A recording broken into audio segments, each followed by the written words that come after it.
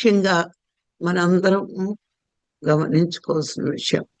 మానవుడు అంటే శరీరము, మనసు, బుద్ధి, ఆత్మ అని మనం తెలుసుకున్నాం కాబట్టి ఈ శరీరాన్ని ఎంత యాక్టివ్గా ఉంచుకుంటామో మరి సాధనకి అంత పురోగతి సాధిస్తాం.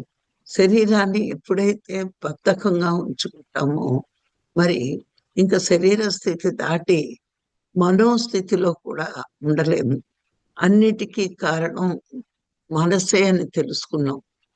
మనసు శరీరాన్ని ఎందుకు ఇంత బద్ధకంగా ఉంచుతుంది అంటే మనం తినే ఆహార లోపం, మన వ్యవహార లోపం, లేదు జన్మ జన్మల సంస్కార లోపం.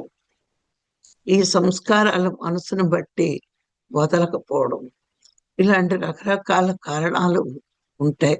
మన శరీరం యాక్టివ్గా లేదు అంటే, యాక్టివ్గా లేదన్నది కూడా నేను ఒప్పుకోను.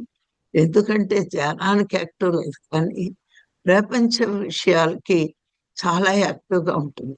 పక్క వాళ్ళ విషయాలు వినడానికి, లోకంలో జరుగుతున్న విషయాలను ముచ్చటించుకోవడానికి, అంటే ఇంకా మనం ప్రాపంచిక స్థితిని దాటలేకపోతున్నాము అన్నది ధ్యాన మార్గంలోకి వచ్చి కూడా ధ్యానం మీద ఆసక్తి అంతగా లేకపోవడం, మన గుణాలను మార్చుకోకపోవడం, గురువు చెప్పినప్పటికీ జ్ఞానం ఎలా పెంచుకోవాలో అన్నది అర్థం అవ్వకపోవడం, ఒక రెప్పపాటు కాలం వేస్ట్ అయినా మనకి జ్ఞానం తగ్గిపోతుంది అని తపన ఉంటే తప్పకుండా నేర్చుకుంటాం మనం.